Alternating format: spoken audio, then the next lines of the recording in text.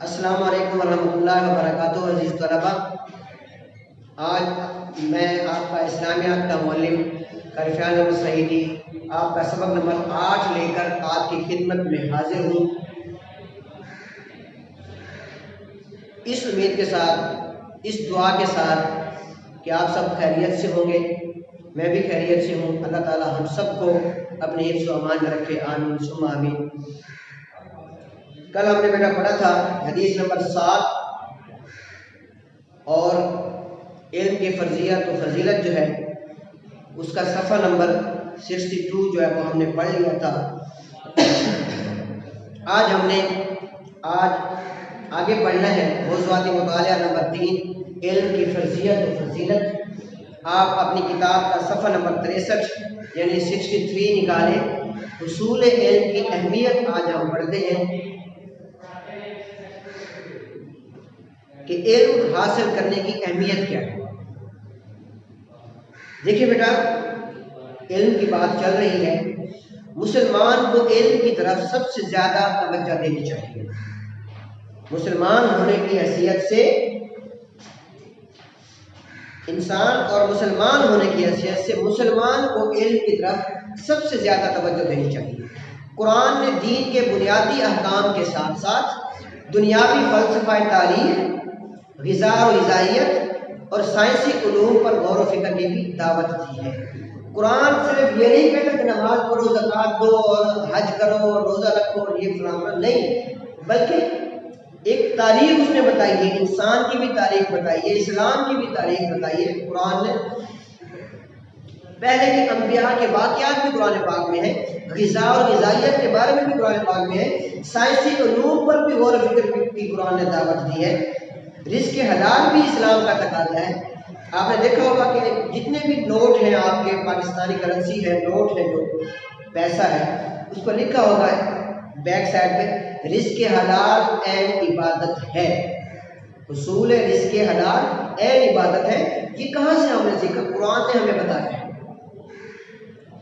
تو یہ اسلام کا تقاضا ہے رزق حلال۔ رسول اللہ کی حدیث مبارکہ ہے کہ اگر آپ اپنا کوئی کاروبار کرتے ہیں، کوئی بزنس کرتے ہیں، رزق حلال کمانے جاتے ہیں، آپ کوئی بھی کام کر رہے ہیں،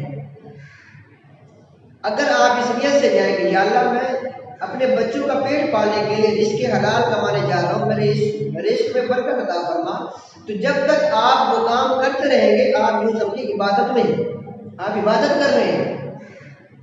ایسے ہی جو بچے پڑھنے آتے ہیں تو سمجھیں یہ رزق حلال کما رہے ہیں۔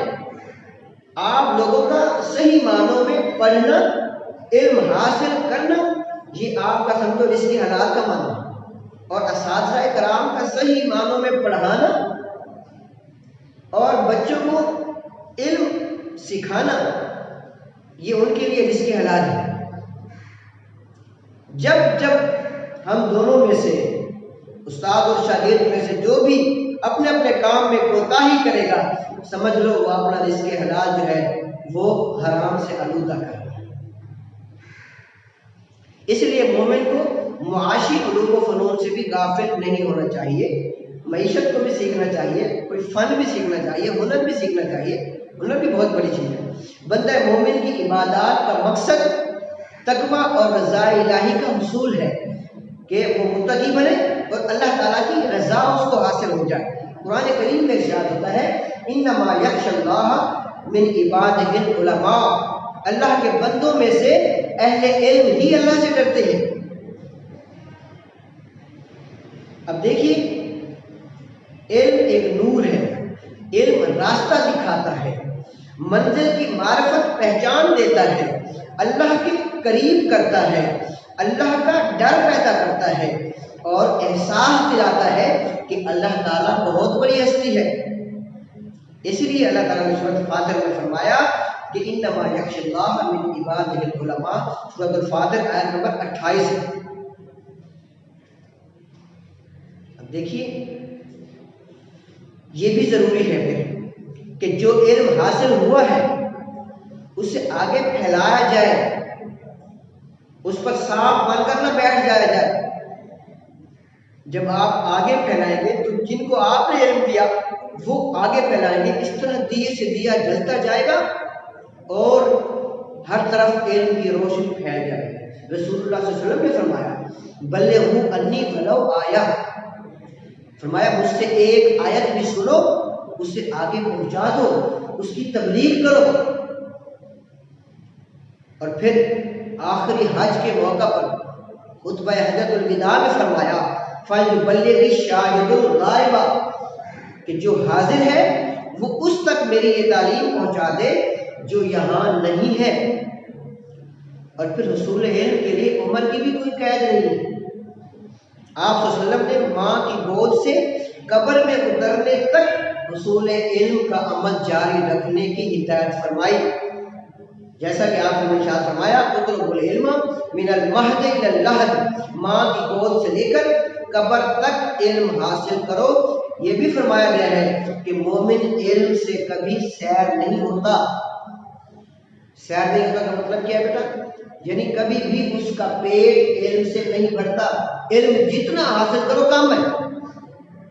پوری زندگی آپ لگا دیں، ماں کی گود سے سیکھنا شروع کریں اور مرتے دم تک سیکھتے رہیں، آپ تو ختم ہو گئے، آپ کی زندگی ختم ہو گئی، لیکن علم ختم نہیں ہوگا یہاں تک کہ بندہ جنت میں پہنچ جاتا ہے۔ اب دیکھیے، علم عظمت اور سربلندی کا ذریعہ ہے۔ زیور علم سے آراستہ لوگ، علم کے زیور سے سجے ہوئے لوگ جو ہیں وہ اللہ کے زیادہ قریب ہوتے ہیں۔ اللہ تعالیٰ کے نزدیک عالم اور جاہل برابر نہیں ہے۔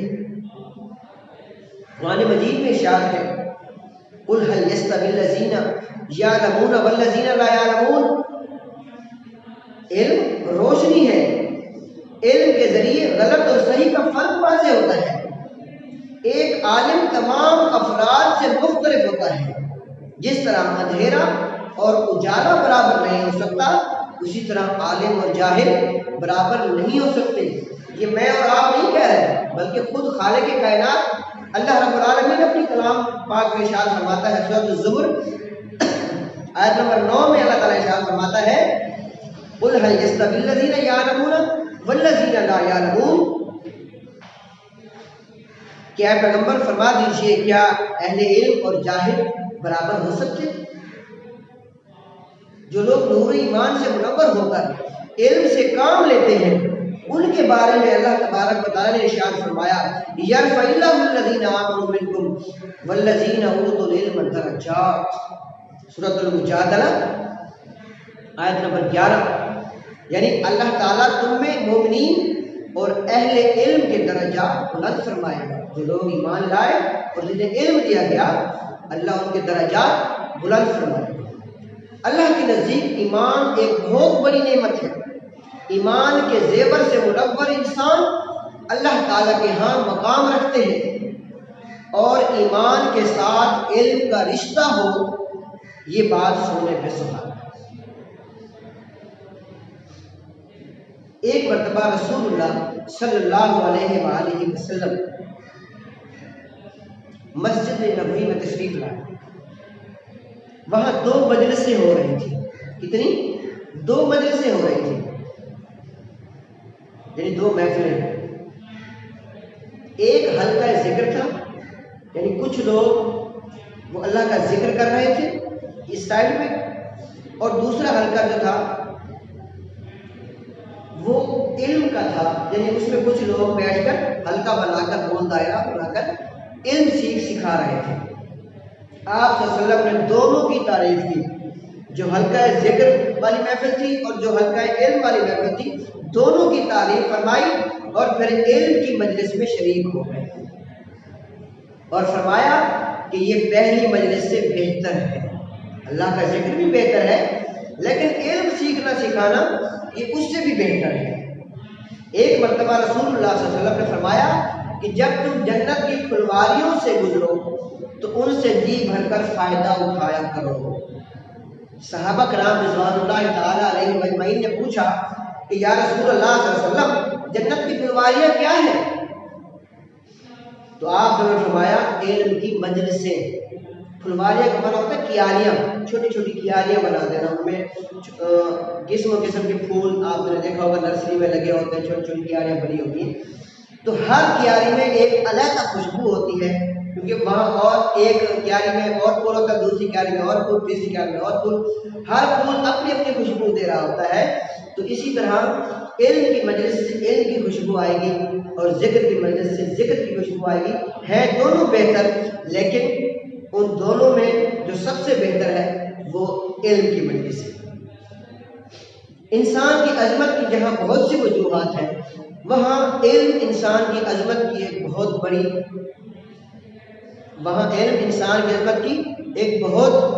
بڑی وجہ ہے۔ آدم کو سب سے پہلے تعلیم دینے والا اللہ تبارک و تعالیٰ ہے۔ فرشتوں نے اپنی کم علمی کا اعتراف کیا، اور پیغمبر جو ہے وہ بنیادی طور پر معلم ہوتا ہے، استاد ہوتا ہے۔ اللہ تعالیٰ نے حضور اکرم صلی اللہ علیہ وسلم کو معلم بنا کر بھیجا۔ آپ صلی اللہ علیہ وسلم نے علم کی ترویج پر بہت کام کیا، اور آپ صلی اللہ علیہ وسلم خود علم میں اضافے کے لیے دعا فرمایا کرتے تھے، رب زدنی علما۔ تو بیٹا کچھ روایات میں آپ کو بتاتا ہوں جن میں علم کی اہمیت بیان کی گئی ہے۔ یہ صفحہ نمبر 64 دیکھیں۔ دوسرا فرماتے ہیں علم حاصل کرو، اللہ کے لیے علم حاصل کرنا نیکی ہے۔ جب آپ اللہ کی رضا کے لیے علم حاصل کریں گے تو وہ نیکی بن جائے گا۔ علم کو طلب کرنا یہ عبادت کے برابر ہے۔ اس میں مصروف رہنا، تحقیق اور بحث و مباحثہ کرنا یہ جہاد کے برابر ہے۔ علم سکھاؤ تو صدقہ ہے۔ علم تنہائی کا ساتھی ہے۔ آپ موسیقی کو تنہائی کا ساتھی نہ بنایا کریں بیٹا۔ آپ جب تنہا ہو تو پڑھا کریں، قرآن پڑھا کریں، حدیث کا ترجمہ پڑھا کریں، قرآن کا ترجمہ پڑھا کریں، اپنے اسکول کا سبق پڑھا کریں۔ یہ تنہائی کا ساتھی ہے، فراخی اور تنگ دستی میں رہنما ہے، غمخوار دوست اور بہترین ہم نشین ہے۔ علم جنت کا راستہ بتاتا ہے۔ اللہ تعالیٰ علم ہی کے ذریعے قوموں کو سربلندی عطا فرماتا ہے۔ لوگ علماء کے نقش قدم پر چلتے ہیں، دنیا کی ہر چیز ان کے لیے دعائے مغفرت کرتی ہے، یہاں تک کہ بلوں میں چونٹیاں اور دریاؤں میں مچھلیاں بھی طالب علم کے لیے دعا مغفرت کرتی ہیں، کیونکہ علم دلوں کی زندگی ہے اور اندھوں کے لیے بینائی ہے۔ علم جسم کی توانائی اور قوت ہے۔ علم کے ذریعے انسان فرشتوں کے اعلیٰ درجات تک جا پہنچتا ہے۔ علم میں غور و خوض کرنا روزے کے برابر ہے۔ علم ہی کے ذریعے اللہ تعالیٰ کی صحیح اطاعت اور عبادت کی جا سکتی ہے۔ علم سے انسان معرفت الہی حاصل کرتا ہے۔ اس کی بدولت انسان اللہ اور اس کے بندوں کے حقوق ادا کرتا ہے۔ علم ایک پیشرو اور رہبر ہے۔ پیشرو کا مطلب آگے لے جانے والا، اور رہنمائی کرنے والا ہے، اور عمل اس کے تابع ہے۔ خوش قسمت ہیں وہ لوگ جو علم حاصل کرتے ہیں، اور بد قسمت ہیں وہ لوگ جو اس سعادت سے محروم رہتے ہیں۔ سعادت کا معنی ہے خوش بختی۔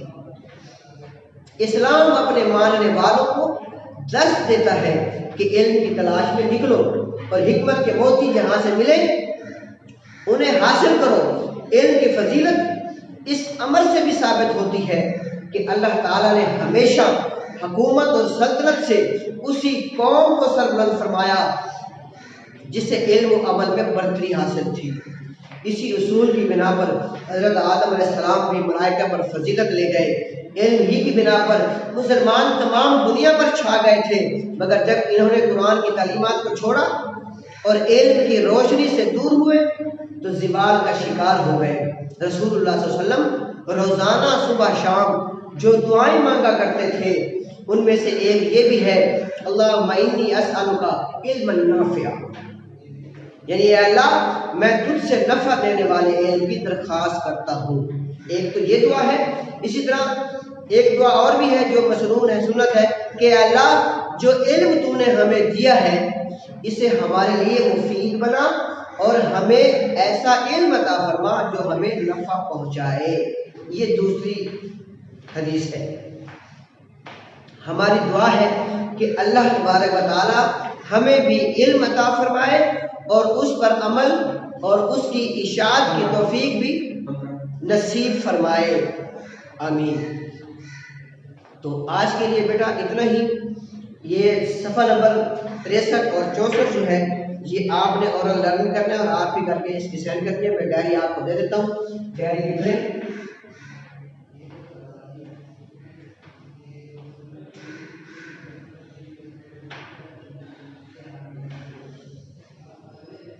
موضوعاتی مطالعہ،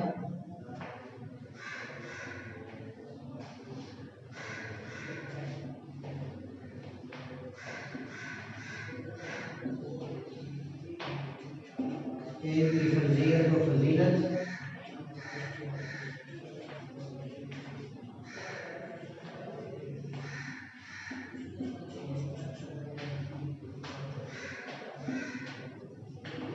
صفحہ نمبر 63 64 اور اللہ پلس